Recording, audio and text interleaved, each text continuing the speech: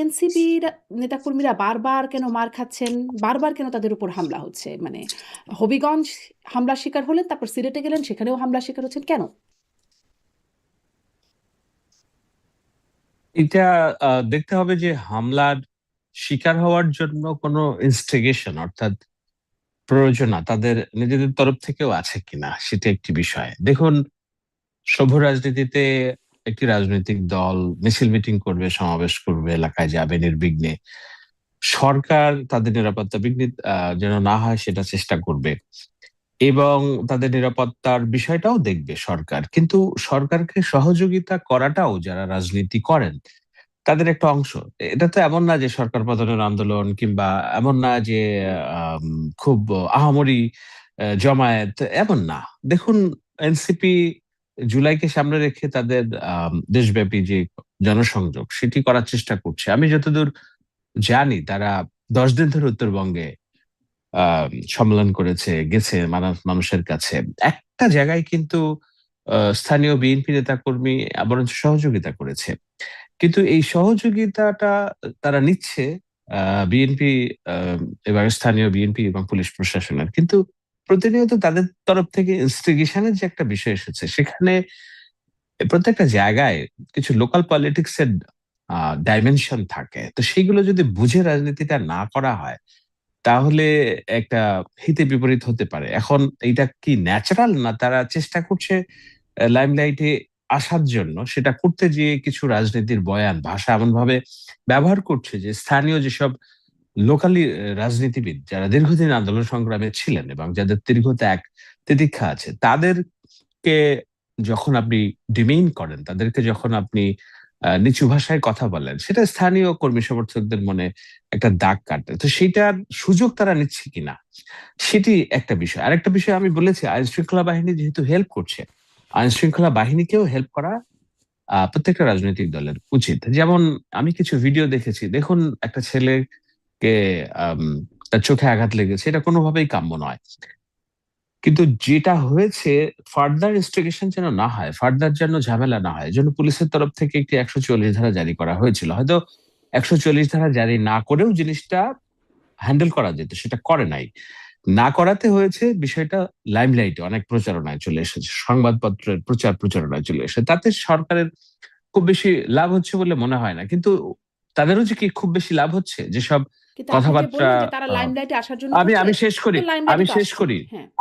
আমি লেখি শেষ শেষ করি যে দেখেন, পুলিশের উপরে যেভাবে তারা আক্রমণ করছে, পুলিশের উপর অশ্রাব্য ভাষায় তারা গালিগালাজ করছে, এমনকি হাত দিয়ে তারা পুলিশকে আঘাত করছে। দেখুন, এগুলো কোনো সভ্য সমাজে হয় না।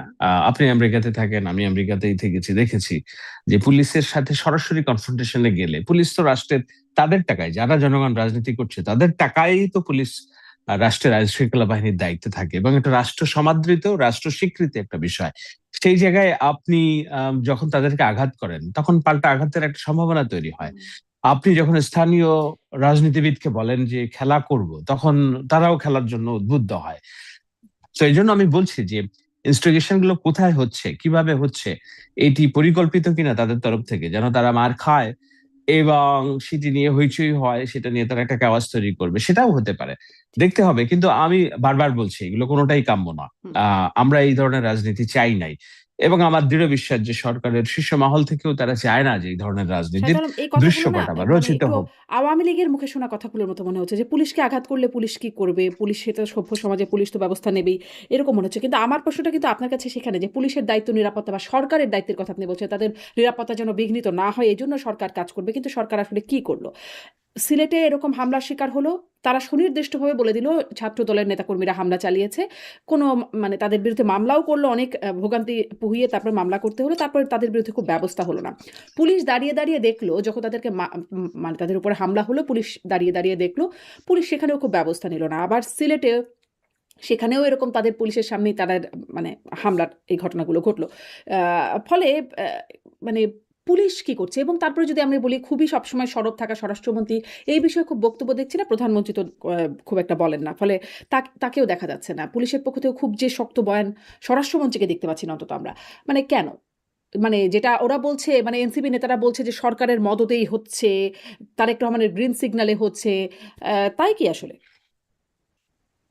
এটা ইনভেস্টিগেশনের বিষয় হইতে পারে। দেখুন, কয়েকদিন আগে যারা তাদের একটা মঞ্চে ককটেল বিস্ফোরিত হুম, হলো এবং সাথে সাথে তারা দাবি করে বসলো তো তারেক হুম, রহমানের গুন্ডারা করছে এটা সেটা, কিন্তু পরে দেখা গেলো তাদের অন্তর্কন্দল এটি হয়েছে। এখন এই মারামারিগুলো কেন হচ্ছে? আপনারা দেখবেন যে এনসিপির নিজস্ব রাজনৈতিক দল হয়ে ওঠার একটা প্রচেষ্টা আছে। আপনি বলছেন সরকার কোনো বিবৃতি দেয়নি, স্বরাষ্ট্রমন্ত্রী বিবৃতি দেয়নি, দল হিসেবে জামায়াত ইসলামী কি বিবৃতি দিয়েছে? হুম, তাদের যে সবচেয়ে বড় সহযোগী, তো জামায়াত ইসলামীও তো তারা অ্যাডপ্ট করছে না তাদের এই পলিটিক্স, যে তোমরা এলাকায় এলাকায় যে মির্জা ফখরুলের নামে বিষোদ্গার করবে, কিশোরগঞ্জে যে, দুঃখিত, ফজলুর রহমানের নামে বিষোদ্গার করবে, তোমরা কক্সবাজারে যে সালাউদ্দিন আহমেদের নামে বিষোদ্গার করবে, এগুলো তো তারা অ্যাডাপ্ট করছে না। কিন্তু এনসিপি আবার চেষ্টা করছে জামাত থেকে বেরিয়ে যেয়ে তাদের নিজস্ব একটা গুন্ডা রাজনীতির যে চরিত্র সেটা প্রতিষ্ঠিত করার জন্য, এবং তারা যে কিছুটা জনসমর্থন মানে তাদের দিকে পাচ্ছে না আমি বলবো না। দেখুন, প্রত্যেকটা জিনিসের একটা দর্শক আছে, নীল ছবিরও দর্শক আছে মারাত্মক। আপনি সভ্য কথা বলবেন, আপনার ভিডিও ভাইরাল হবে না, কিন্তু আপনি খুব অসভ্য জামা কাপড় দেখিয়ে আপনি রিলস করবেন, দেখবেন যে হাজার হাজার লাইক, কমেন্টস, লাভ চিহ্ন। So, সভ্য রাজনীতির দর্শক হয়তো আছে, অনেক আছে, কিন্তু অসভ্য রাজনীতির দর্শক এবং উৎসাহী দর্শক অনেকেই আছে। তো সেটা দেখা যাচ্ছে যে তারা যেখানে যাচ্ছে এই ধরনের কথাবার্তা যখন বলছে, আওয়ামী লীগ, পতিত আওয়ামী লীগ তারা পছন্দ করছে। আবার ওই যে বললাম অসভ্য রাজনীতির কিছু হুম। দর্শক আছে, কিন্তু জামায়াত ইসলামী তাদের সবচেয়ে বড় যে অ্যালাই, তারা তো কি অ্যালাই মানে সরাসরি এটি সাপোর্ট করছে কিনা, বিবৃতি দিচ্ছে কিনা আমরা কিন্তু দেখছি, তারা দিচ্ছে না। কিন্তু ভিতরে যেটা হচ্ছে, জামায়াত ইসলামী যেটা করতে চায় সেটি তারা সরাসরি না করে বরঞ্চ সরকারের সাথে থাকতে চায়, কিন্তু তাদেরকে দিয়ে পালিত পুত্র হিসেবে এনসিপি কে তারা ব্যবহার করছে। এই ধরনের ঘটনা আছে কিনা, যে তারা এই, আমি এই জন্য বারবার বলছি যে এই ইনস্টিগেশন গুলোর ইনার বা তার ভেতরের কাহিনী কি, এটা কি অভ্যন্তরীণ গ্যাঞ্জাম কিনা, অভ্যন্তরীণ ইনস্টিগেশন কিনা, যে এনসিপি যদি খুব বেশি বাড়ায় তাহলে জামাতের স্থানীয় রাজনীতিও দুর্বল হয়ে যায়, সুতরাং বিএনপির মিছিল মিটিং এ ঢুকে জামাতের কেউ এগুলোও করছে কিনা, সেগুলো দেখতে হবে।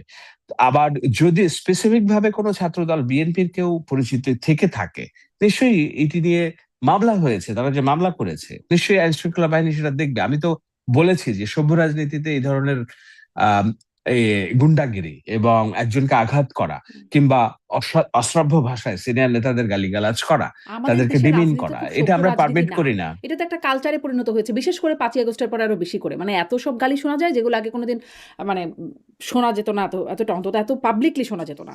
আ সেরকম তো একটা কালচারে দাঁড়িয়েই গেছে। ফলে এ আর এমন অ নতুন কি মনে হচ্ছে? কিন্তু আপনি জামাতের কথা বলছিলেন, এই বিষয়টাও আমি আপনার কাছেও প্রশ্ন করতে চাইছিলাম। কিন্তু তার আগে মানে জামাত তো তাদের সঙ্গ দিচ্ছে কিনা বা তাদের ব্যবহার করছে কিনা, এই একটা প্রশ্নের আগে আমি সরকারের অবস্থানটা আসলে কি সেটা একটু আপনার কাছে বুঝতে চাই। যেমন ধরেন অন্তর্বর্তী সরকারের সময় তারা যখন গোপালগঞ্জ গেল এনসিপির এই নেতারা, তখন আমরা দেখলাম চারদিকে মব হলেও সেখানে সেটাকে বিক্ষুব্ধ জনতা ইত্যাদি বলে সরকার একরকম বলছে। কিন্তু এনসিপির ব্যাপারে তখন তারা খুবই প্রোটেক্টিভ। সেনাবাহিনী বিশেষ রকমের একটা রেস্কিউ সিস্টেম করে তাদেরকে রেস্কিউ করে নিয়ে আসলো। তখন স্বরাষ্ট্রমন্ত্রী মানে উপদেষ্টা এবং ক্রীড়া উপদেষ্টা আসিফ মাহমুদ সজীব ভুইয়া তারা পুলিশের কন্ট্রোল রুমে বসে পর্যবেক্ষণ করলেন জুস খেতে খেতে। মানে তাদের যে অ্যাপ্রোচটা সেটা বোঝা যাচ্ছিল যে এনসিপির প্রতি তারা খুবই সদিচ্ছা রাখে তাদের প্রোটেকশন দেওয়ার জন্য। আর এদিকে এই সরকারের বেলায় দেখা যাচ্ছে তারা মার খাচ্ছে, একের পর এক মার খাচ্ছে। কিন্তু এই সরকারের কোনো বক্তব্য বিবৃতি নাই, পুলিশের পক্ষ থেকে খুব উদ্যোগ নাই তাদেরকে প্রোটেকশন দেবারও না। প্রোটেকশন নামছে, বিজিবি নামছে, কিন্তু প্রোটেকশন ঠিক তারা পাচ্ছে না। আসলে সরকারের অ্যাপ্রোচটা কি বর্তমানে? দেখুন, ইউনিস অন্তর্বর্তী সরকারের আমলে যখন ঘটনা হয়েছে তখন তো এই সরকারের তারা চালাতো, তারা এই সরকারের পার্ট ছিল, এবং এই সরকারের পার্ট হিসেবে আজকের এনসিপি নেতা আসিফ মাহমুদ ভাইয়া তখন সরকারে হুম, ছিলেন। আপনি ঠিকই বলেছেন, তিনি মনিটরিং সেলে বসে সেটি তদারকি করছিলেন, এবং সরকারি দল হিসেবে তাদের যে আম, আম, যেটা হলো গোপালগঞ্জে, সেখানে তাদেরকে রেস্কিউ করে আনার দায়িত্ব সরকারি দলের ছিল। আজকে তো তারা বিরোধী দল। আমি বলছি না বিরোধী দল বলে একেবারে যাচ্ছে তাই ভাষায় তাদেরকে আক্রমণ এগুলোর সম্মুখীন হতে হবে, কিন্তু সরকার কি তাদের প্রোটেকশন দিচ্ছে না?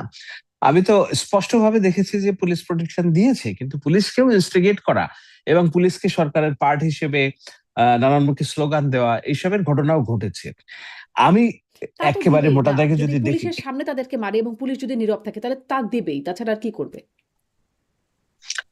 না, এখন বিষয়টা আমি কোনো কিছুই বলছি না যে একেবারেই এটি হুম, আহ, মানে কি বলে স্বতঃসিদ্ধ, এটি হুম, করাই যাবে না, এটি করা যাবে, it's not written in the book, it's a part of politics. আপনি যদি বাচ্চা হিসেবে হাঁটতে শিখতে চান, আপনি যদি না পড়েন, আপনার হাঁটুতে যদি না ব্যথা লাগে, আপনার গোড়ালিতে যদি না ব্যথা লাগে, আপনি খেলতে গিয়ে যদি আপনার হাতটা ভাগে, আপনি তো শক্ত হবেন না, আপনি প্রতিপক্ষ হিসেবে প্রতিষ্ঠিত হবেন না।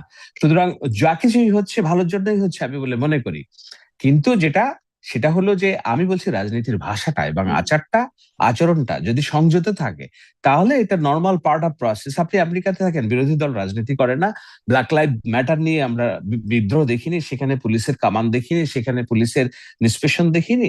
এটা সবচেয়ে সভ্য গণতান্ত্রিক দেশটাতেও হয়। ভারতের দুদিন আগে কি হয়েছে? তো এখানে তারা তো একটা সময় সরকারি দল ছিল অন্তর্বর্তী সরকারের আমলে, এখন তো তারা বিরোধী দল। সো বিরোধী দল হিসেবে মানে একটা জন্ম নিয়েই সরকারি দলের একটা যে সুযোগ সুবিধা তারা পেয়েছে, এখন তো তাদের ওই রাজনীতিটা শিখতে হচ্ছে। সো তারা মাঠে ঘাটে যাচ্ছে এবং রাজনীতির যে আচার কালচার সেটা শিখছে।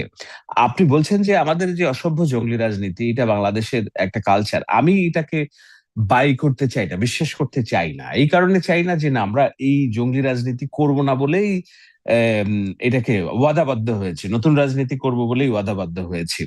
সেটা 5 তারিখের পরে আপনি দেখছেন বেশি হয়েছে, আমি একটু ডিসএগ্রি করি। 5 তারিখের আগে হয়তো আপনার রাজনীতির জানাশোনা, সাংবাদিকতার সময় এটা পারমিট করছে না বলে আপনি অনেক কিছু দেখেন নাই বলে আপনার মনে হচ্ছে 5 তারিখের হ্যাঁ, আগে কম ছিল। এজন্যই কিন্তু বলছিলাম যে পাবলিকলি কম দেখতাম আরকি। নিশ্চয়ই তখনও অনেক কিছু হ্যাঁ, হতো কিন্তু খুব পাবলিকলি আসতো না। সেটি সামাজিক যোগাযোগ মাধ্যমের মানে খুব যাদেরকে খুব সুশীল মনে হয় তাদের কাছেও এখন দেখা যায় যে মানে খুব অশ্রাব্য ভাষার ব্যবহার হয়। আ এমন সব অঙ্গ-প্রত্যঙ্গ নিয়ে কথাবার্তা হয় সেগুলো খুবই মানে বলার মতন আরকি। এটা একটা কিন্তু কারণ, এটা এখন খুব এটা বেশি একটি দেখা কারণ যায়। হতে পারে যে ধরেন তখন যেই গণমাধ্যমের যেই নিয়ন্ত্রণ ছিল, ডিজিটাল সিকিউরিটি অ্যাক্ট হুম, এবং সাংবাদিকদের যে হয়রানি, মামলা হামলা ছিল, সেটা একটা ভয়ের কারণ ছিল, একটা সেলফ সেন্সরশিপ ছিল। এবং আমি তো বারবার বলেছি যে সরকারের পদত্যাগ, আর তারা এনসিপি সরকারের পদত্যাগ দাবি করছে এখন। আপনি শেখ হাসিনার আমলে কবে শেখ হাসিনার পদত্যাগ দাবি করতে পেরেছেন? হুম, এমনকি 16 জুলাই যখন 5 জন ছাত্র মারা গেল, ওই দিনও তো সরকারের পদত্যাগ দাবি হয় নাই। সরকারের পদত্যাগ দাবি হয়েছে যখন 24 না 26 তারিখের দিকে, যখন এটা 200-250 প্রাণহানি চলে গেল। তো আপনাকে বুঝতে হবে যে রাজনীতির প্রেক্ষাপটটাও তখন এরকম ছিল না, তখন অনেক নিয়ন্ত্রিত ছিল, গণমাধ্যম নিয়ন্ত্রিত ছিল। এখন তো গণমাধ্যমের নিয়ন্ত্রণ নাই, মজুর জার্নালিস্টদের নিয়ন্ত্রণ নাই, এবং এর চেয়ে যেটা হয়েছে সেটা 5 তারিখের পরে জেনজির যে ল্যাঙ্গুয়েজ সেইটা উন্মুক্ত হয়ে গিয়েছে। এটা কিন্তু শুরু করেছে বাংলাদেশ দিয়েই, আপনাকে বলতে হবে। শ্রীলঙ্কার যে মুভমেন্ট, ওটা জেনজির মুভমেন্ট ছিল না। এরপর নেপালের যে মুভমেন্ট, সেখানে জেনজির মুভমেন্ট, আজকে ভারতের মুভমেন্ট জেনজির মুভমেন্ট। তো জেনজির মুভমেন্টে এই যে স্ল্যাং, এটি একটি পার্ট অফ আমাদের সাউথ এশিয়ান পলিটিক্স হয়ে গিয়েছে। এটি একটি নতুন ফেনোমেনা, যেটা 16 জুলাইয়ের আগে, 36 জুলাইয়ের আগে বাংলাদেশে পুরো উপমহাদেশেই ছিল না। সো ওটাও আমাদের ডিল করতে হচ্ছে যে স্ল্যাং ল্যাঙ্গুয়েজ গুলো পলিটিক্স এর পার্ট হয়ে গেছে। আপনি জানেন যে ভারতের পার্লামেন্টে অনেক সংসদ সদস্য স্ল্যাং ল্যাঙ্গুয়েজকে অ্যাডপ্ট করে প্রতিপক্ষকে তারা ঘায়াল করার চেষ্টা করছে। সো এটি নিউ ফিনোমেনা আমাদের রাজনীতিতে। এবং এটা আমাদের উদ্বেগ ঘটাচ্ছে যে না, কিভাবে এই বিষয়গুলো সামনে আনা যায়, এবং গণমাধ্যম, সুশীল সমাজ, এমনকি অভ্যন্তরীণ রাজনীতির তরফ থেকেও নানান ভাবে এই বিষয়গুলো নিরুৎসাহিত করা হচ্ছে, নিশ্চয়ই কোথাও না কোথাও যেয়ে দাঁড়াবে সামনে। জি। আপনি বলছিলেন যে এটা আসলে ইনস্টিগেট করছে কিনা এই হামলাগুলো বা কেউ কি লাইমলাইটে আসার চেষ্টা করছে কিনা? আবার এরকমও কি কোনো চেষ্টা হচ্ছে কিনা? কারণ যখন মানে প্রশ্ন করার আগে কেন করছি সেটা একটু বলে নেই। যে যখন আসলে হামলার ঘটনা একের পর এক ঘটছে তখন দেখা যাচ্ছে যুক্তরাষ্ট্রে ট্রাম্পের বিশেষ দূত সার্জিও গোর এসেছেন। তার সাথে বৈঠক হচ্ছে পররাষ্ট্রমন্ত্রীর দীনেশ ত্রিবেদীর সাথে কথা হচ্ছে। মানে ভারতের রাষ্ট্রদূতের সাথে কথা হচ্ছে। আ কিছুকে আড়াল করারও চেষ্টা হচ্ছে কিনা? কারণ অতীতেও মানে অন্তর্বর্তী সরকারের সময় থেকে পরবর্তীতে অনেক কিছু আড়াল করার চেষ্টা এবং সফলভাবে আড়াল করার ব্যাপার আমরা দেখেছি। ফলে এই প্রশ্নটা জাগছে যে কিছু কি আড়াল করারও চেষ্টা হচ্ছে কিনা? শাক দিয়ে মাছ ঢাকা আরকি। আড়াল করার চেষ্টা কে করবে, মানে কার কাছ থেকে আড়াল করবে, সেটিও একটা বিষয়। যেখানে জনগণের কাছ থেকে। রাষ্ট্রপতি, জনগণের কাছ থেকে, এমন না যে রাষ্ট্র চুরি করে অন্য কাউকে দেওয়া হচ্ছে, কিংবা রাষ্ট্রের অন্য কোনো বিষয় একেবারে ভিন্ন রাষ্ট্রকে সুবিধা দেওয়া হচ্ছে, এরকম কোনো বিষয় এখনকার দুনিয়ায়, বাস্তবতায় সেটা সম্ভব না। প্রত্যেকটা জিনিস স্ক্রুটিনাইজেশনের সুযোগ আছে। সুতরাং আড়াল করার পার্ট যদি হয়ে থাকে, তাহলে আপনাকে তো বলতে হবে যে এনসিপি সরকারের সাথে যোগসাজশেই মার খাচ্ছে, তাই না? আম, তো সেটা তো যদি না হয় তাহলে যোগসাজশে মাইর খাওয়ার গণমাধ্যমে কেন দরকার এত? নাই তো। ধরেন এনসিপি কে মারা হচ্ছে, ওদিকে সবার লাইমলাইট আর অ্যাটেনশন এদিকে। মানে এটা আমরা এখন না বলছি, অতীত থেকেই দেখে আসছি। এমনকি মানে শেখ হাসিনার আমল যখন ছিল বা আওয়ামী লীগ আমল, তখন আপনারা দেখতাম যে ঘটনা আসলে অন্য কিছু ঘটে যাচ্ছে, কিন্তু আমরা সবাই আলোচনা করছি অন্য হুম, বিষয় নিয়ে। এবং এবং সেটাই তারপরে তো দেখলাম আমাদের মার্কিন দায়িত্ব। বাণিজ্য চুক্তি হয়ে গেল। কেউ আলোচনা করল না। তখন সবাই টুকটাক গোপন চুক্তি হয়ে গেল, এটা নিয়ে সমালোচনা করল। পরে এসে শুনলাম সবাই নাকি জানতো বিষয়টা। মানে জামাতের আমিরও জানতেন, তারেক রহমানও জানতেন, আর আ খলিলুর রহমান দেশে গেলে তো সরাসরি তারেক রহমানের পররাষ্ট্রমন্ত্রী হয়ে বসে গেলেন। ফলে কিছু, কিছু হয়ে গেল যেগুলো আসলে আমাদের দৃষ্টির মধ্যে পড়তে দেয়া হলো না। এরকম কোনো চেষ্টা আছে কিনা? এরকম চেষ্টা হলে তো আমার আপনার দায়িত্ব সেটা খুঁজে বের করা, তাই না? আমাদের সোর্স আছে, অনেক সোর্স আছে। আপনি সাংবাদিক, আমি সাংবাদিক। আর সাংবাদিকতা তো এখন অনেক বেশি উন্মুক্ত, যার হাতে মোবাইল আছে সেই সাংবাদিক। এ, যার হাতে তো, এবং সেটা শুধু দেশের ভিতরে না, দেশের বাইরে থেকেও তো নানান বিষয় আছে। আপনাকে সবগুলো জায়গায় ইন্টারনেট, সংবাদ প্রবাহের যেসব জায়গা, সেখান থেকেও নানান ক্লু পাওয়া যেতে পারে।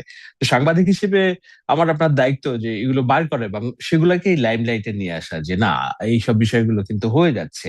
নিশ্চয়ই যদি কোনো কিছু হয়ে থাকে, চুক্তি, নতুন চুক্তির পরামর্শ, এগুলো সরকারের ব্যাখ্যা দেওয়ার সুযোগ আছে, আমরা সরকারের কাছে ব্যাখ্যা চাইবো।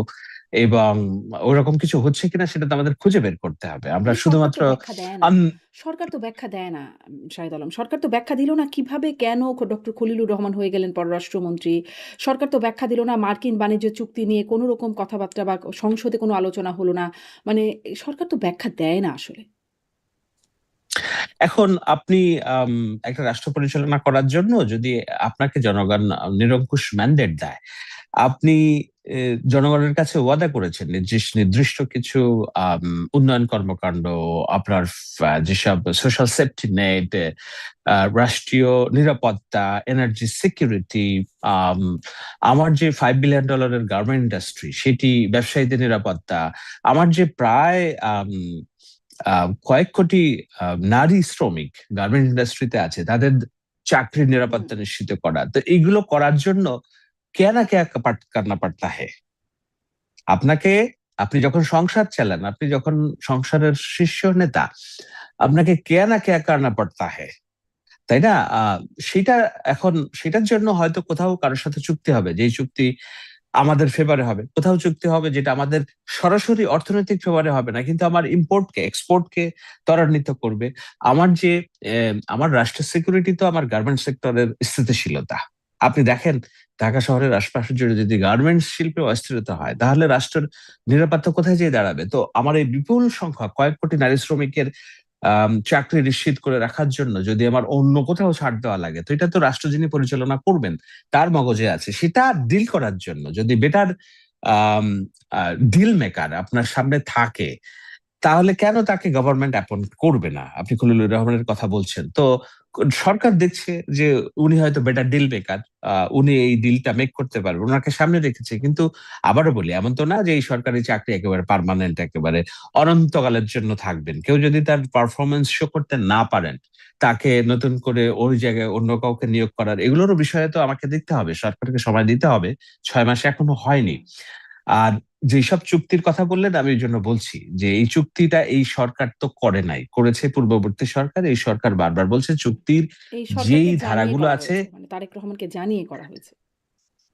সম্মতিতে, হ্যাঁ, বাট তারেক সম্মতিতে, রহমান তো তখনও সম্মতিতে। জানতেন না যে তিনি সরকার গঠন করবেন, তাই না? এটা জানতেন তো। জামায়াত আমরাই সবাই ইসলামীকেও জানতাম জানিয়ে বলে মনে জানিয়ে হতো। আমরাই তো জানতাম যে তারেক রহমানই আসলে আর কে হতে পারত? তখন অনেক ঘটনা মানে এইটা। অনেক কিছু ছড়াচ্ছিল। কিন্তু আ একটা ভোট হলে তারেক রহমানই সরকার গঠন করবেন, এটা তো মোটামুটি সবাই বুঝতে পারছে। তিনি নিজেও নিশ্চয়ই জানতে পারছিলেন। এখন এইটি যখন হয়েছে বলে আপনার মনে হচ্ছে যে না, আসলে তো এটাই হওয়ার কথা হুম, ছিল। কিন্তু আমরা যারা মাঠে রাজনীতির ভাইভ নিয়ে কথা বলছিলাম, ভাবছিলাম, হাইপ নিয়ে শুনছিলাম, সেখানে আসলেই খুব কনফিডেন্সের সাথে তারেক রহমান সরকার গঠন করবে, এটি অনেকের ভাবনা ছিল, এটা সত্যি। কিন্তু আবার নানান রকম ঝুঁকিও ছিল, নানান রকম বৈদেশিক প্ররোচনাও ছিল। দেদারসে বিদেশি ফান্ড ব্যবহার করা হয়েছে। আপনি জানেন যে হুম, ইসলামী ব্যাংককে ফোকলা করা হয়েছে আরেক দফা, শেখ হাসিনা যাওয়ার পর, ইন্টারিম আমলে সেই টাকাগুলো নির্বাচনে ব্যবহার করা হয়েছে বিভিন্ন বিকাশ এবং অন্যান্য ভাবে। সো একবারই যে তারেক রহমান বিএনপি সরকার গঠন করবে, এটি তো জানা ছিল না। নির্বাচনের সংশয় তো ছিল, নির্বাচনের ফলাফল নিয়ে তো উদ্বেগ উৎকণ্ঠা ছিল। আমি যে এলাকায় বসবাস করি, এই এলাকায় আমি অন্তত 50 জনের সাথে কথা বলেছি। যখন সন্ধ্যা নাগাদ হাইপ উঠলো যে জামায়াত ইসলামী সংখ্যাগরিষ্ঠতা পেতে যাচ্ছে, আমাকে বলছে অনেক লোক যে পুরা গুলশান বানান এলাকা ফাঁকা হয়ে গেল, যে একটা ভয় ভীতি ছড়িয়ে গেল যে what's going have to happen. আপনি জানেন যে এই আসনে তারেক রহমান প্রধানমন্ত্রী 5,000 ভোটের ব্যবধানে পাশ করেছে। সুতরাং আপনি বলতে পারেন না যে না, এটা তো আমরা জানতামই বিএনপি সরকার গঠন করবে, তাই না? তাহলে তো আর খেলার ফলাফল যদি আপনি আগেই জেনে যান তাহলে তো এটা খেলা থাকে না, তাই না? সো আমরা মনে করি, আমি মাঠে ছিলাম, হ্যাঁ কনফিডেন্স ছিল, আত্মবিশ্বাস ছিল জনগণ মধ্যপন্থ রাজনীতিকে ভোট দিবে, কিন্তু নানান তাহলে এই যে ভাবে তো বিদেশি সেটি ফান্ড বিবেচিত মানে করার চেষ্টা বিদেশি হয়েছে। তৎপরতা, দেশি বিদেশি আপনি যেগুলোর কথা বলছেন, নানান রকম আরো যেসব বিষয়ের কথা বলছেন, শুধুমাত্র জনগণের ভোটের বাইরেও যে বিষয়গুলো থাকে। আমার অনুষ্ঠানে কদিন আগে ব্যারিস্টার ফুয়াদ ছিলেন, তিনি বলছিলেন যে তিনিও মার্কিন বাণিজ্য চুক্তি নিয়ে তার সাথে কথা বলছিলাম। তিনি বলছিলেন যে ওই সময় এটার করার বিকল্প ছিল না, কারণ একটা নির্বাচন সেটিকে বৈধতা দিতে এবং ক্ষমতার হস্তান্তরের জন্য এই চুক্তিটি করবার কোনো বিকল্প ছিল না। ব্যাপারটা কি এরকমই ছিল? আচ্ছা, আপনি মার্কিন চুক্তি নিয়ে আপনি কেন এত পড়ে আছেন? মার্কিন চুক্তি হয় নাই পৃথিবীর কোন দেশের সাথে? আমাকে একটা উত্তর দেন তো, বলেন তো যে মার্কিন চুক্তিকে ডোনাল্ড ট্রাম্পের কিন্তু প্রস্তাবিত কেন ট্যারিফকে হলো? অ্যাভয়েড করেছে।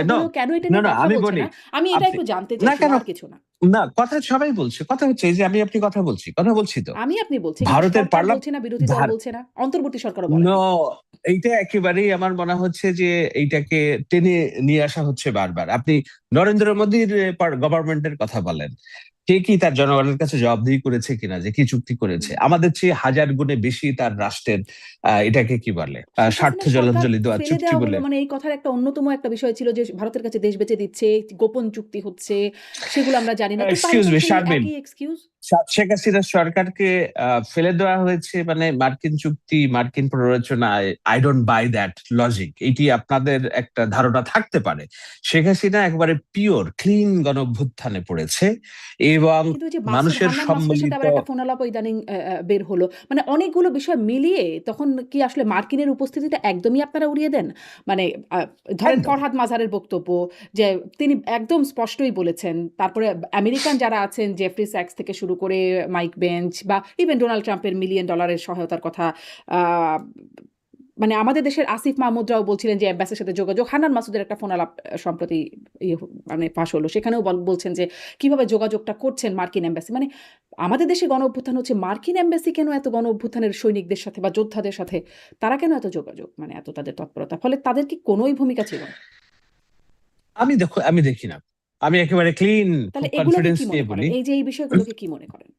আমাদের এইটা অভ্যুত্থানের তো সৈনিকরাও তাদের বলছেন, সারা আমেরিকানরাও পৃথিবীতে। বলছেন। এটাকে কি মনে করেন? দেখুন দেখুন, আমি আপনাকে বলি, আমাদের তো যুক্তরাষ্ট্রের ইনভলভমেন্ট বাংলাদেশের এটি তো আজকের নতুন না। এখানে তাদের বিলিয়নস অফ ডলার ইনভেস্টমেন্ট আছে, এখানে ইউএসএইড তাদের আছে, এখানে হাজার হাজার কর্মী তাদের কাজ করে, সো তাদের স্বার্থ আছে এখানে। এই দেশে কারা সরকার পরিচালনা করবে, কিভাবে না করবে, শুধু এই দেশ কেন, আপনার কি মনে হয় যে ভারতে তাদের ইনফ্লুয়েন্স নেই? আপনার কি মনে হয় পাকিস্তানে তাদের ইনফ্লুয়েন্স নাই? 100% আছে। আপনার কি মনে হয় ভারতের ইনফ্লুয়েন্স গত 17 বছর ছিল না বাংলাদেশে? কারণ তাদের বিলিয়নস অফ ডলারের বিজনেস ছিল, এখানে হাজার হাজার মানুষের কর্মসংস্থান ছিল। আজকে কেন ভারত উঠে পড়ে লেগেছে তারেক রহমানকে তাদের দেশে একবার নেওয়ার জন্য, হুম, সম্পর্ক উন্নয়ন করার জন্য? আপনি দেখছেন যে ভারতের যে এনভয় আছে বাংলাদেশে, উনি বলছেন আমরা মুখিয়ে আছি কবে যাবেন। হুম। তারেক রহমান সবাই নিচ্ছেন যে না ঠিক আছে, আমি দেখি কোন কোন বিষয়ে আলোচনা হতে পারে। So it's international relationship.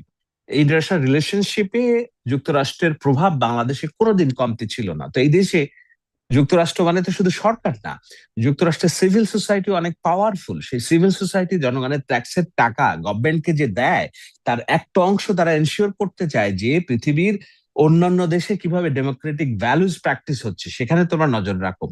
সেইটা করার জন্য নানান রকম ইনস্টিটিউশনস আছে, তার মধ্যে ইউএসআই, এইড, এনডিআই, আইআরআই, এগুলোর নাম আপনি জানেন। তাদের মাধ্যমে একটা সামাজিক চাপ থাকে, একটা সুশীল অর্থাৎ সিভিল সোসাইটির একটা চাপ থাকে। সেই সব জায়গাগুলো দিয়ে তারা কিছু মানি ইনজেক্ট করে যেন হিউম্যান রাইটস, ডেমোক্রেটিক ভ্যালুস গুলো প্রতিষ্ঠিত হয়। সেইটার পার্ট হিসেবে তাদের যে যোগাযোগ কর্মকাণ্ড কোন বছর ছিল না। বরঞ্চ আমরা দেখেছি যে না শেখ কিন্তু হাসিনার জুলাই আমলে অভ্যুত্থানে এগুলোকে ধরেন স্ট্রংগেস্ট তুড়ি হিরো, মেরে রিয়াল উড়িয়ে হিরো, দেওয়া। হ্যাঁ, সেটার আখ্যায়িত হ্যাঁ। করা হচ্ছে পিটার হাসকে। করছেন তুলি মায়ের ডাকের যিনি আছেন মানে এখন এমপিও আছেন সংরক্ষিত আসনে বিএনপির। তিনিও আসলে সেই কেন মানে হুম। স্ট্রংগেস্ট হিরো তো আমাদের জুলাই যোদ্ধারা। সেখানে পিটার হাস হচ্ছে স্ট্রংগেস্ট হিরো, রিয়াল হিরো জুলাই অভ্যুত্থানে। স্ট্রংগেস্ট হিরো এই কারণে, যখন আমার আমার ভাই, আমার মা, আমার বোন গুম হচ্ছে, আমার বিরুদ্ধে যখন মামলা হচ্ছে ডিজিটাল সিকিউরিটি আইনে, আমার পরিবারকে যখন একাধিকবার পুলিশে হয়রানি করা হচ্ছে, আমার বাবা হাসপাতালে মরার 1 সপ্তাহ আগেও যখন ডিজিএফআই গিয়েছে তাকে জিজ্ঞাসাবাদ করার জন্য, এই কথা বলার জন্য তো বাংলাদেশের কোনো সাংবাদিক, পৃথিবীর অন্য কোনো দেশের রাষ্ট্রদূতরা ওয়াকিফল থাকেন নাই। কিন্তু পিটার হাস তখন মায়ের ডাক নামক একটা অর্গানাইজেশনের আমন্ত্রণে একাধিকবার গিয়েছেন এবং এটি বলার চেষ্টা করেছেন যে এনফোর্সড ডিসঅ্যাপিয়ারেন্স বন্ধ করতে হবে। আপনাকে দেখতে হবে, একটা বড় বিল্ডিং আপনি যদি ফেলাইতে চান, তাকে, তার পিলার গুলোকে আপনাকে দুর্বল করতে হবে আগে। শেখ হাসিনা 17 বছরের যে মাফিয়া তন্ত্র, হুম। সেই মাফিয়া তন্ত্রকে যদি একটা বড় বিল্ডিং হিসেবে আপনি দেখেন, তার ছোট ছোট পিলার গুলোকে আগে দুর্বল করা হয়েছে। একটা হলো যে সেনাবাহিনীর যে দুর্নীতি, সেনাপ্রধানের আজিজের, সেটার একটা ডকুমেন্টেশন যখন করা হলো, প্রাইম মিনিস্টার্স ম্যান, সেটা তার যে ভিত্তি অনেকখানি নাড়িয়ে দেয়। আপনার এই যে কি বলে সশস্ত্র বাহিনীর ভিতরে যখন র্যাবের উপরে স্যাংশন করা হলো ইন্টারন্যাশনালি, তখন তার আরো একটা পিলার দুর্বল হয়ে গেল। যখন এই যে মানবাধিকার, এনফোর্স ডিসঅ্যাপিয়ারেন্স, এই খুঁটিটাও যখন উন্মোচন করা হলো যে শেখ হাসিনা শাসন ব্যবস্থাকে টিকিয়ে রাখার জন্য আয়নাঘর করছে, এটা করছে, হুম। তার আরো খুঁটি দুর্বল হয়ে গেল। যখন এই খুঁটিগুলো দুর্বল হয়ে গেল, ইন্টারন্যাশনালি ন্যাশনালি তার পক্ষে মানুষের কথা বলার যুক্তি হারিয়ে গেল। সেজন্য একটা ধপাস করে হুম। কয়েক রাতের ব্যবধানে তার যে 17 বছরের যে আম, মাফিয়া তন্ত্রের গড়ে তোলার যে একটা স্ট্রাকচার, সেটি ধ্বংস হলো। তো সেইটা হওয়ার পেছনে যুক্তরাষ্ট্রের রাষ্ট্রদূত ওই মায়ের ডাক প্রতিষ্ঠানে যে এনফোর্স ডিসঅ্যাপিয়ারেন্স এর পক্ষে যেসব কথাবার্তা বলেছেন, সরকারকে চাপ দিয়েছেন, যে চাপগুলো তখন শেখ হাসিনা তুড়ি মেরে উড়িয়ে দেওয়ার চেষ্টা করেছেন। এই জন্যই হয়তো তুলি বলেছেন যে Peter Haas one of the biggest hero of our movement. এখন এই জায়গায় আওয়ামী লীগের সাবেক এমপি, যিনি এখন জেলে আছেন, শাহজাহান ওমর, তিনি তো যখন বিএনপি রাজনীতি হুম। করতেন তখনও তো বলেছেন যে ভগবান। পিটার হাস বাবা, তুমি আমাদের বাবা, ভগবান, আমাদের থাকাও। তো পরে তো তিনি আবার আওয়ামী লীগেই যোগ দিলেন, তাই না? তো এখন পক্ষে গেলে ভালো আমেরিকা, আর বিপক্ষে গেলে খারাপ ভারতের। আপনাদের এত, মানে আমি আপনাদের বলতে বলছি যে আওয়ামী সমর্থকদের কেন এত মোদী গভর্নমেন্টকে টিকিয়ে রাখার জন্য এত তাড়না? আমি ইচ এন্ড এভরিওয়ান যারা বাংলাদেশে আওয়ামী লীগের সমর্থন করে, তাদের প্রত্যেকটার স্ট্যাটাস দেখেছি আর আমি হাসছি। তাদের মনে হয়েছে যে দুরু দুরু একটা কাপড়ে ধরে গিয়েছে, যে এই বুঝি মোদী গভর্নমেন্ট পড়ে গেল, আমাদের ভগবান বিধাতা নষ্ট হয়ে গেল, আমাদের সব আশা ভরসা নষ্ট হয়ে গেল। মিলাদ দেওয়া শুরু করছে যে তারা মোদী যখন স্টেবল হলো। তো আপনাদের যদি এত ডিপেন্ডেন্সি থাকে মোদির উপরে, তাহলে যুক্তরাষ্ট্রের উপর ডিপেন্ডেন্সি নিয়ে প্রশ্নটা করা নৈতিকের জায়গা কিনা? আমি তো তারপরেও আমি ওইখানেই চেষ্টা প্রশ্নটা করলাম, করছি, ওইখানেই প্রশ্নটা করছি, ব্যাখ্যাটা ওইখানেই দেওয়ার প্রশ্নটা করছি। জন্য আমি যে একদম স্পষ্ট শাহেদ আলম মানে যেইখানে ভারতের উপর ডিপেন্ডেন্সি নিয়ে এত সমালোচনা, যৌক্তিকভাবেই অনেক সমালোচনা আছে, সেখান থেকে এখন হুম, কি সেই জায়গা থেকে সরে ওখানে যুক্তরাষ্ট্র ডিপেন্ডেন্সি হচ্ছে? ওইটা মানে যেটা দিয়ে শুরু করলাম মার্কিন চুক্তি, তারপরে দেখলাম নজিরবিহীনভাবে বাংলাদেশের জাতীয় সংসদে আমেরিকা ককাস গঠিত হলো। তারা আসলে কি করবে সেটার কোনো আইনি কাঠামো নাই বা তাদের উদ্দেশ্য কি সেটাও জানা গেল না। বা নজিরবিহীনভাবে জাতীয় সংসদের দক্ষিণ প্লাজায় যুক্তরাষ্ট্রের মানে স্বাধীনতা দিবস উদযাপিত হলো। এই যে নজিরবিহীন, এগুলোরও খুব ব্যাখ্যা নাই এবং আমাদের গণমাধ্যমেও খুব আমেরিকা ককাস নিয়ে খুব একটা সংবাদ হলো না। ফলে তখন মনে হয়েছে কি ভারত ঝুঁকেছিল, এখন কি অন্যদিকে ঝোঁকার একটা টেন্ডেন্সি কিনা? দেখুন, যে ককাসের যে বিষয়টা, আপনি হয়তো জেনে থাকবেন যে ককাসটা এইটার যুক্তরাষ্ট্রে বাংলাদেশ ককাস বলে একটা জিনিস আছে। আপনি নাম শুনেছেন কিনা? যদি না মানে শুনে কিন্তু থাকেন আপনাকে বাংলাদেশে আমি ছিল বলি। না আরকি। হ্যাঁ, না, আমি বাংলাদেশে ওটা বলি, ছিল না। হ্যাঁ। বাংলাদেশে ছিল না। তো আমাদের যেটা হলো যে ওই আলেকজান্দ্রিও ওকাসিও কর্টেস, আম, যিনি এখন খুব আলোচিত কংগ্রেস উইমেন, তিনি যেই আসন থেকে জিতেছেন, ওইটা ছিল, আমি নাম মনে করতে পারতেছি না ভদ্রলোকের, খুবই পরিচিত রাজনীতিবিদ, উনি ছিলেন বাংলাদেশ ককাসের হেড, ডেমোক্রেটিক যিনি পলিটিশিয়ান। ওনাকে পরাজিত করে আলেকজান্দ্রিয়া ওকাসিয়া কর্টেজ উনি নির্বাচিত হয়েছেন লং আইল্যান্ডের ওই আসন থেকে। কিন্তু ওই আসনের যিনি আলেকজান্দ্রিয়া ওকাসিয়া কর্টেসের আগে যিনি ছিলেন ডেমোক্রেট যিনি কংগ্রেসম্যান, তিনি ছিলেন বাংলাদেশ ককাসের প্রধান, এবং ওই ককাসে আরো অনেক কংগ্রেসম্যান ওম্যানরা ছিলেন। তো এখন বাংলাদেশে যে পার্লামেন্টারি যে সিস্টেম হয়েছে, সেখানে যুক্তরাষ্ট্রের সাথে এই যে এটাকে কি বলে, এই সংসদীয় কংগ্রেসম্যান লেভেলে যোগাযোগ করার জন্য আমাদের ইন্টার পার্লামেন্টারি একটা যোগাযোগ প্রতিষ্ঠিত হয়েছে। সেখানে যুক্তরাষ্ট্রের এই যে 250 বছরের যে প্রতিষ্ঠাবার্ষিকী হলো খুব ধুমধাম হুম। করে, ডোনাল্ড ট্রাম্প যেখানে তার পাসপোর্টে নিজের ছবি দেওয়া এবং অন্যান্য গুলো করেছেন, তো বাংলাদেশে এই ধরনের একটি ধুমধাম করে উদযাপনের সিদ্ধান্ত হয়েছে। এবং পার্লামেন্ট ভবনের সামনে যারা ওই এটা যুক্তরাষ্ট্রের বাংলাদেশ কক্ষার যারা এখানে মেম্বার অফ পার্লামেন্ট যারা আছে তারা মিলে এটার আয়োজন করেছে এবং রাষ্ট্রদূত এসেছে। খোলা চোখে দেখলে এইটিকে খুব আইব্রো দেওয়ার কারণ কি, যৌক্তিক কারণ কি আছে এই আমাদের এই দ্বাদশ শতাব্দীতে? কারণ আমরা তো রাষ্ট্র বিষয়ে আমরা এত সেন্সিটিভ, এটা আমাকে অনেকখানি অবাক করে। আপনি এই দেশে চাইলেও আপনার বাড়িতে আমেরিকার পতাকা উড়াইতে পারবেন না, এটা বলবে ভারতে মার্কিন দালাল। আপনি ভারতের পতাকা উড়াইতে পারবেন না, পাকিস্তানের পতাকা কেউ কেউ উড়াচ্ছে। আহ কিন্তু স্বাভাবিকভাবে মানে এটা নেওয়ার সুযোগ নাই। কিন্তু আপনি আমেরিকায় থাকেন, আপনি আপনার বাড়িতে ভারত, বাংলাদেশ কেন, ভারত কেন, চীনের পতাকা উড়ান, কেউ বদার করবে না আপনাকে। আপনি রাস্তা বন্ধ করে দিয়ে আপনি বাংলাদেশ প্যারেড করেন, ওরা আপনি সহযোগিতা করবে। পার্লামেন্টে আলবেনিতে যে বাংলাদেশ ডে সেলিব্রেট হয় এবং সেখানে কোরআন তেলাওয়াত হয়, ওখানের আমি জানি ব্রঙ্কসে মানে একদমই গির্জাগুলো তাই জনাব শাহিদ আলম, মানে শুক্রবার এইগুলো তো হয় কিন্তু উন্মুক্ত করে আমাদের দেশে দেয়, হয় না। উন্মুক্ত করে দেয় যেন জুম্মার নামাজ পড়ার জন্য। তো তাতে কি ওখানকার জনগোষ্ঠী বলবে যে না, এই না, একেবারে হই হই রই রই বলবে সব না। বাংলাদেশিরা দখল করে ফেললো? তো আমার পার্লামেন্টের সামনে যদি একদিন যুক্তরাষ্ট্র ককাসের একটা অনুষ্ঠান হয় উন্মুক্ত, এইখানে আমরা হই হই রই রই করবো, গেল